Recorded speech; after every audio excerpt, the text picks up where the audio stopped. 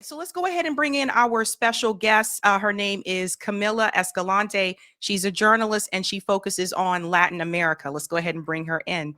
Hi, Camila. Thank you so much for joining me. Hey, thanks for having me.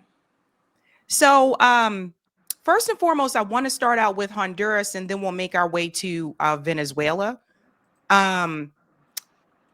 This issue here with Donald Trump, what exactly is he trying to do with Honduras? Why does he have a special interest in that particular Latin American country right now?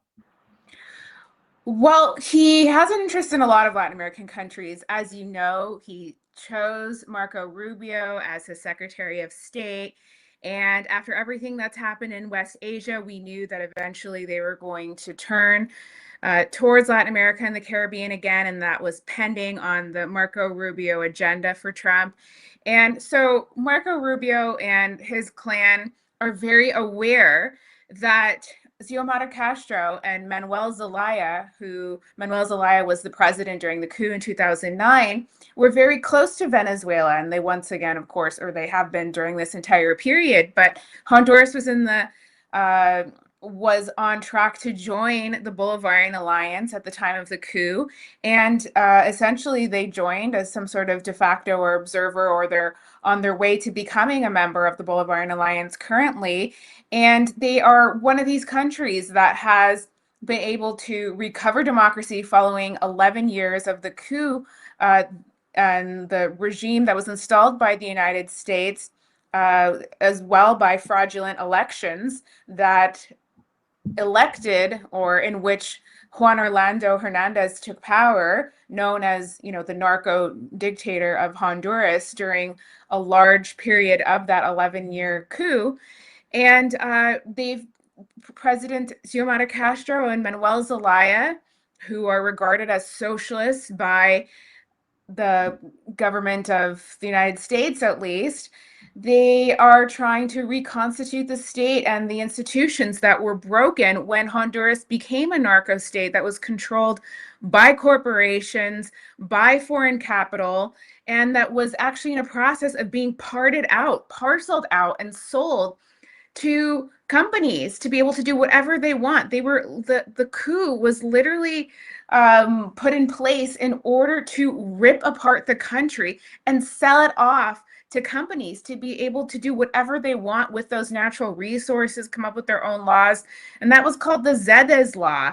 And so that was something that had to be repealed when this government came into power. And, you may have seen that in recent years, since Xiomara Castro took office, that she has been very outspoken in not only denouncing the decades-long cruelty and genocidal blockade against the Cuban people, but she has also been very clear that sanctions against Nicaragua and Venezuela are absolutely unacceptable. And she tried to take a leading role when she was the president pro tempore of CELAC earlier this year. And she was very firm in her opposition to the Zionist genociding of the Palestinian people. And she wanted CELAC as a region and as a bloc to take a stand against that. And so many other progressive things that have happened during the short period that they were able to be in office. And the U.S. regime and those far right Latin Americans who are conspiring with the U.S.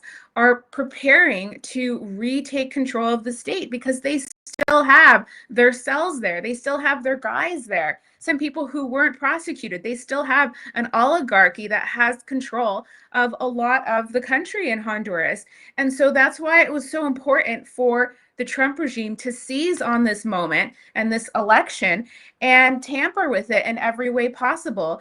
And as I've said on many occasions, we cover these elections as if they're legitimate, but every single one of the elections that takes place really anywhere around the world, but in particular in Latin America, has any number of puppets, of surrogates for the United States that are running as candidates for president or prime minister, and they are receiving funding and resources and help from the embassy. They're going to the embassy to conspire. They are acting as informants a lot of the time. And we've seen this time and time again in so many countries like Ecuador. Of course, in the case in Colombia, where the right is very strongly allied with the United States government. And so this is happening in Honduras as well. They have been meddling in this process from the very beginning. Xiomara Castro had very high approval ratings throughout everything, despite the slander of the corporate media in Honduras, which continues to be mostly, leaning towards the right wing, and that those families, those traditional 10 families of the Honduran oligarchy. And despite that, she's been able to accomplish quite a bit. And so now was the opportunity to attack the Libre Party, the left wing. And one of the things that Rixi Moncada, the candidate of the left-wing Libre Party, what she denounced in her exclusive interview with Telesur yesterday was that Hondurans received millions of messages to their phones saying that they wouldn't be receiving remittances from the United States if they voted for the communist candidate, Rixi Moncada. And also we saw all those messages coming from Trump and from other U.S. Congress people and others who were, who've been working behind the scenes and supporting these right-wing opposition candidates. So we've seen tons of meddling. There's issues with the CNE, the National Electoral Council there. What has been denounced by the candidate Rixi Moncada as well has been issues with transparency having to do with the rapid count, the TREP, which is the rapid transmission of results. And this has had technical problems. It has gone blank at times. People aren't able to track what the results are in real time. The website goes down and things like that.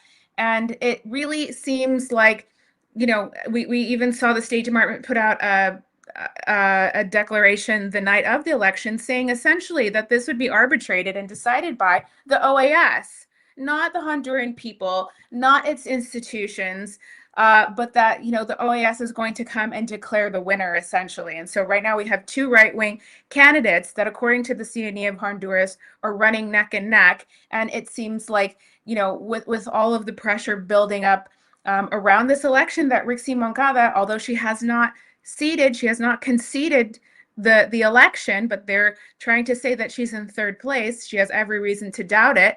But that power will be handed over back to the right wing between one of the two candidates. Very interesting. Of course, more U.S. meddling as usual. Why did Donald Trump want to pardon Juan Hernandez? There's so much hypocrisy here because first, Donald Trump said that he was coming after Nicolas Maduro because drug trade and they're bringing drugs to the United States. Then he goes and announces that he wants to pardon Juan Hernandez, which from what I read was a real actual narco. But I guess from what I understand, he was a narco that was approved by the West, if that makes any sense. Why does he want to pardon him now? I think he just does it to say that this is what, I'm in power, this is what I can do. Juan Orlando wrote a celebratory tweet on X saying that Donald Trump, very reasonable person, went and looked at the case, looked at the facts, and established that it wasn't true, that this is all part of a conspiracy against him and all that. But this is just this is just the Trump regime trying to revive and give power back to its allies. And because we know that none of this has anything to do with drugs anyways. Why would it have anything to do with drugs? One day it's about drugs, the next day they're saying that it's about, at least in the case of Venezuela, they're saying that it's actually about the fact that Venezuela, since Chavez, has been rigging more than 70 elections around the world. In the past they said it's about democracy and freedom, but really, if you listen to the messaging, we know it's about oil, we know it's about natural resources and trying to control these territories and end the sphere of influence of the Bolivarian Alliance in Venezuela and attack China at the same time, et cetera, et cetera. But they've also been very clear that it's about combating socialism in the region. They want to exterminate anything that even has a semblance of anything socialistic. In the case of the Libre Party, this was a vast swath of the country that brought this government to power, not all of which are militants of the Libre Party or its base organizations. It's a lot of people who were just against the coup dictatorship, and they were against the repression and the jailing and the persecution of students and young people and everything else that took place during those years. So it's not this hardline socialist government, but it was enough for the, Florida's congressmen and senators to say, we need to put an end to what's going on there and make sure it doesn't spread. It's bad enough that we have people who are overly friendly to Venezuela, Cuba, and Nicaragua sitting in Mexico and sitting in Colombia, and we can't allow that to continue in Honduras. It always comes down to that, I feel like. And speaking of Venezuela, so just recently, there was a debate between Max Blumenthal and this young woman here. I want to bring this up on the screen. Her name is, I want to make sure I pronounce her name correctly, Hermania Polio. And this debate took place in New York City. And there were many things that were said here. And I do want to play one part here in particular. I want you guys to hear what Max had to say about the U.S. intervention in Venezuela, which, by the way, for those who are not aware, she seems to be on the side of, yes, they need to get Maduro out. So she's pro that, for people who are not aware. We need to talk about what they want. What does the Venezuelan opposition want? The Venezuelan opposition is led by Maria Corina Machado, who is a figure who has promised enormous amounts of exploitation of Venezuela's raw minerals and oil in exchange for these billionaire Trump cronies like Elon Musk supporting her campaign. Why do you think Elon Musk is juicing the otherwise unengaged with accounts of Hermania and Orlando in your For You tab constantly? He wants the lithium. As he said, we'll coup whoever we want. And here's what Maria Corina Machado, the Nobel War Prize winner, who will be joined in Oslo by the former lobbyist for the blood-stained Peruvian security minister, Vladimir Montesinos, Maria Elvira Salazar, had to say, we will open Venezuela for foreign investment. I am talking about a $1.7 trillion opportunity, not only in oil and gas, I mean, she said it with wild, crazed eyes, which is huge. We will open midstream, upstream, downstream to all companies, but also in mining, in gold, in infrastructure, power. She is just basically offering Trump cronies the open veins of Venezuela for them to parasitically suck out all the resources.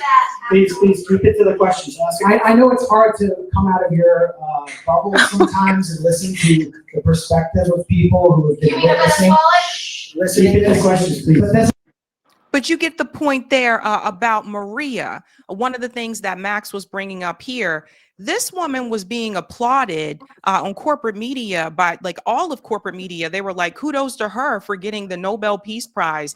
This woman stated publicly that she wanted Donald Trump to come in and overthrow her own leader. So it's so obvious, like, who they choose to give these peace prizes to, someone who's actually calling for some type of violence. And my big thing is there, what he said about the resources. I think that's the part that people can't forget.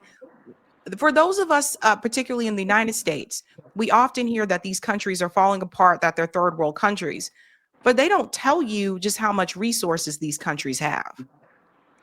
Right. So I don't know how that debate got set up. I don't know if you watched it in its entirety. I didn't watch any of it.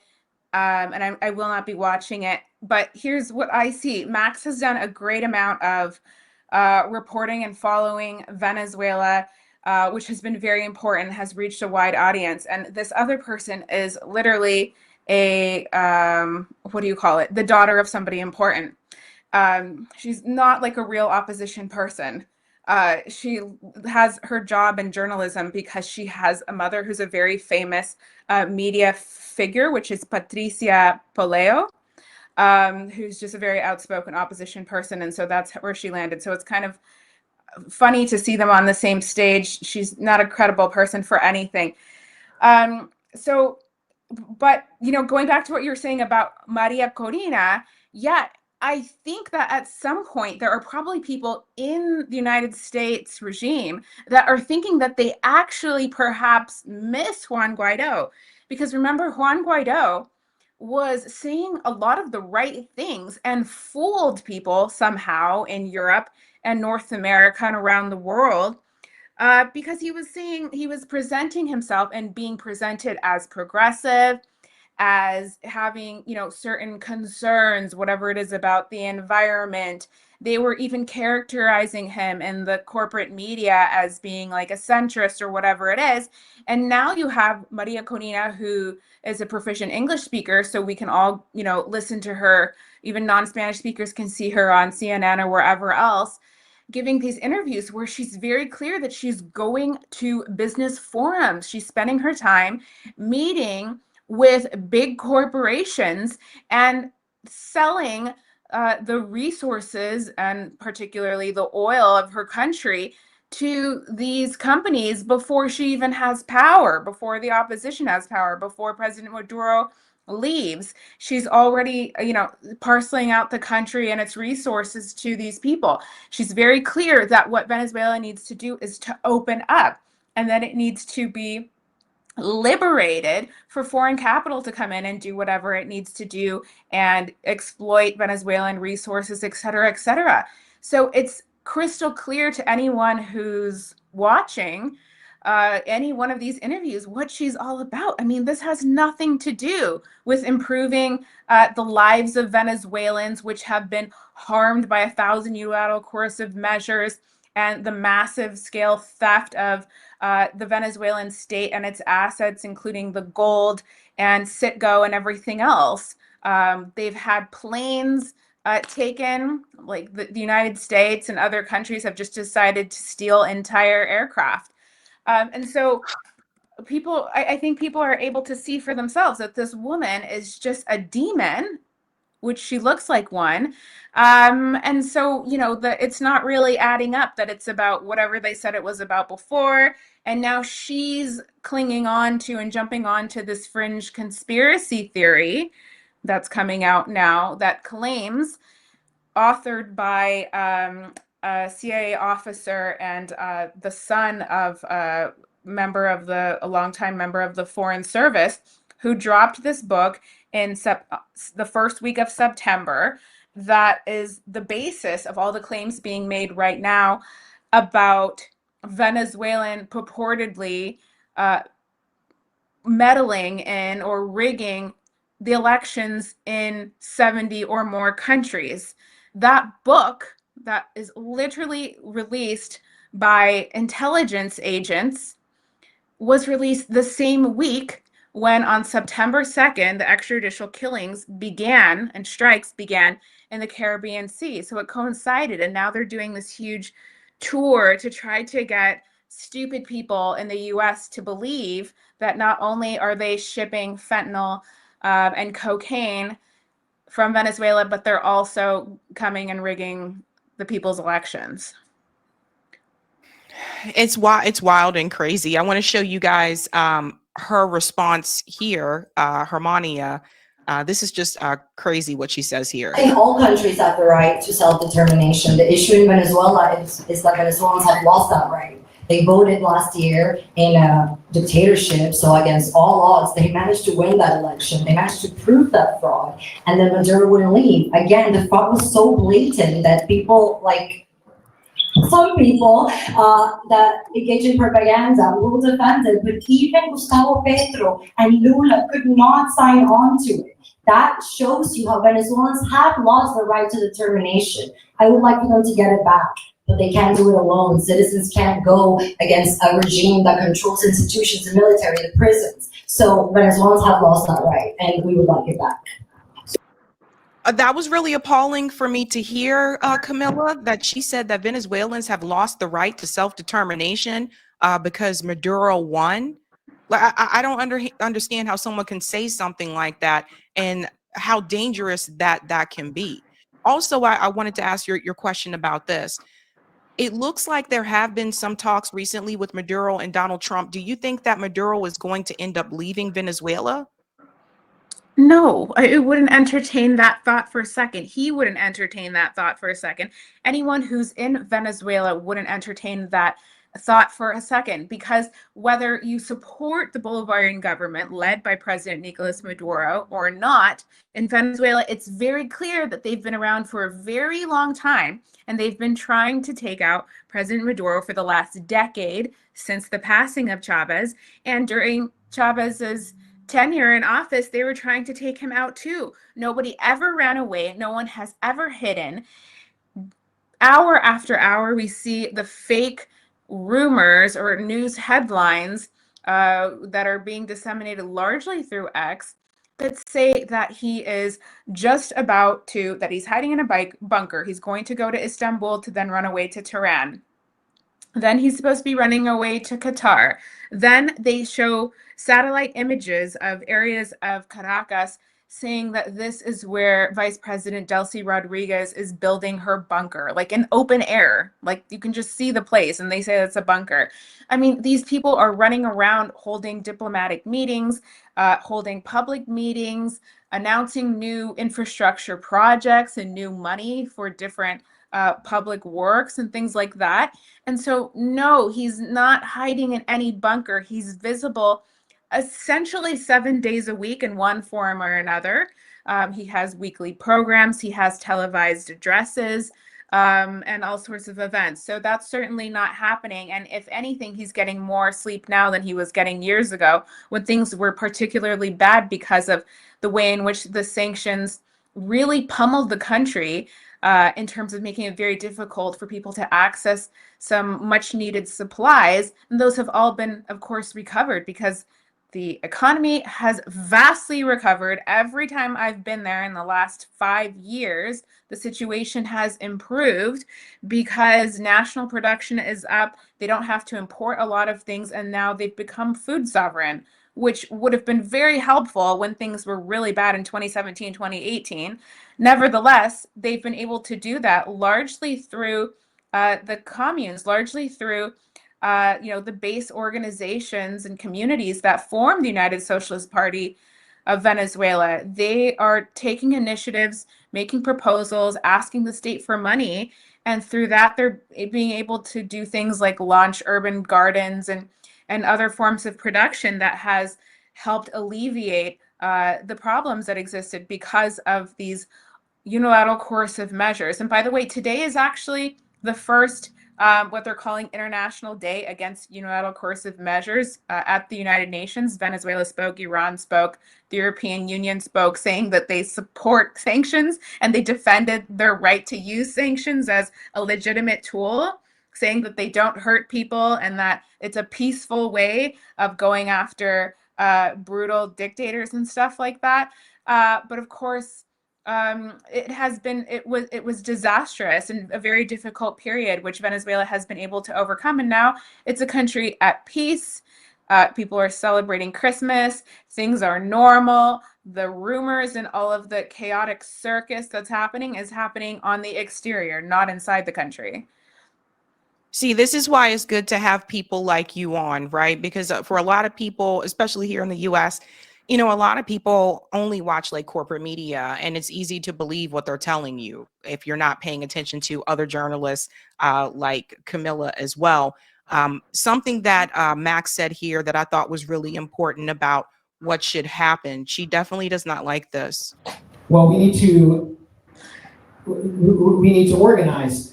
And that's why I still stay in the United States. I don't leave. I stay here because I was born here. This is my country. My family's here. I grew up in Washington, D.C. I actually grew up in a neighborhood where I saw the crack epidemic basically take over as the CIA was working to import drugs into our communities to fund its black operations in Central America. And it was really painful for me. And it showed me kind of what apartheid was like on a small scale. So I care about this country. Why should I go to Cuba? Why are you telling me to go to Cuba? Will you go back to Venezuela if the opposition takes over and civil war breaks out? I mean, come on. So we are going to struggle here, and we need to form bipartisan coalitions, work with people on the other side to do things like, for example, a campaign to register AIPAC as a foreign agent. And we need to take on, when it comes to this war, we need to take on the Miami Mafia that's taking this country into a disastrous war. Yeah, so the point that Max was making there that I thought was really important is he was making that connection between foreign policy and the impact that we have right here in the United States. And he made that connection with the crack epidemic that happened in DC, which he lived through that. And I think sometimes people don't make that connection. And he said he wasn't going to go to Cuba because she told him that he should go move to Cuba and go move to Venezuela. So that was something that she told him to do. That's absurd. That's an Yeah. absurd thing. I mean, I've had people say that to me a lot of times. And guess what? I have lived in Venezuela and Cuba. I just came back from Venezuela this week, and I'm going back in a few days. I know what it's like to live there, but I'm not actually Venezuelan, so it's not actually my country. But I'm really glad anytime anyone highlights the issues that are existing in the United States, because in Latin America and in the global South, our countries are constantly under a magnifying glass or a microscope. And everyone is always asking, including well-intentioned people who are, against imperialism, against the plunder of our countries, and against these sorts of acts of aggression. They're always wondering what exactly is going on in these countries, what really is the problem. People are very suspicious, skeptical, even if they know that these countries don't deserve, freedom bombs, is what Max is calling them. But really, we should be, people in the global South haven't all had the opportunity to go to the US. And it's not just like a Skid Row, Los Angeles thing. In every urban center, in every large city of the United States, but also rural poverty, there's people living completely disenfranchised. They are marginalized from society, and they have high levels of dependency and drug use unseen to most other places of the earth, both developed countries and countries that have been plundered by colonialism and are still suffering from that. The US has really grave problems that are tied to its culture and the culture of violence and neglect, and that culture of exclusion. That is the model that is capitalism. The model of capitalism is to exclude people, whereas socialism exists to include people, to bring people from the furthest corners that have been the most disenfranchised, the most harmed, the most vulnerable because of historic colonialism in the continent, because of whatever sort of discrimination they have experienced, and equalize our income, our access to education, and everything else. That's what socialism and the model that they're trying to develop there in Venezuela, which has influenced other countries around the region, is trying to accomplish. Whereas in the United States, it's a situation of neglect where people have actually gained the ability to have their rights recognized, and now that's being rescinded. People have even fewer rights now than they did 10 years ago in the US.